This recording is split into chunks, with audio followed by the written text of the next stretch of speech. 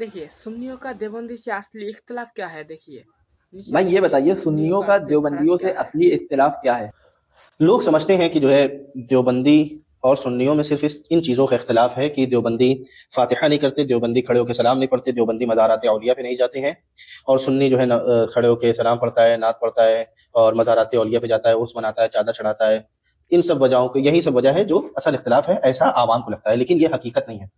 حقیقت یہ ہے کہ علماء دیوبند، یعنی جو دیوبندی فرقے کے عالم تھے، جو 5 بڑے عالم تھے، ان لوگوں نے حضور رحمت عالم صلی اللہ علیہ وسلم کی بارگاہ بکس پناہ میں شدید توہین کیا ہے۔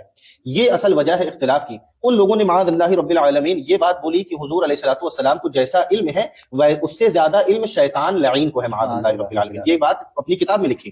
ایک دیوبندی عالم نے معاذ اللہ رب العالمین، جن کا نام قاسم نانوتوی ہے، انہوں نے اپنی کتاب تحذیر الناس کے صفحہ نمبر 21 پہ لکھا کہ حضور علیہ الصلوۃ والسلام کے بعد بھی نبی آ سکتا ہے، اس کے بعد حضور کی خاتمیت پہ کوئی فرق نہ پڑے گا، معاذ اللہ۔ جبکہ اللہ پاک قرآن پاک میں فرماتا ہے ما کان محمد ابا احد من رجالکم ولکن رسول اللہ وخاتم النبیین، بالکل کہ محمد صلی اللہ علیہ وسلم تم میں سے کسی کے باپ نہیں اور اللہ عز و جل کے آخری نبی ہیں۔ اس کے بعد ان لوگوں نے یہ توہین کی کہ حضور کے بعد بھی کوئی نبی آ سکتا ہے، معاذ اللہ۔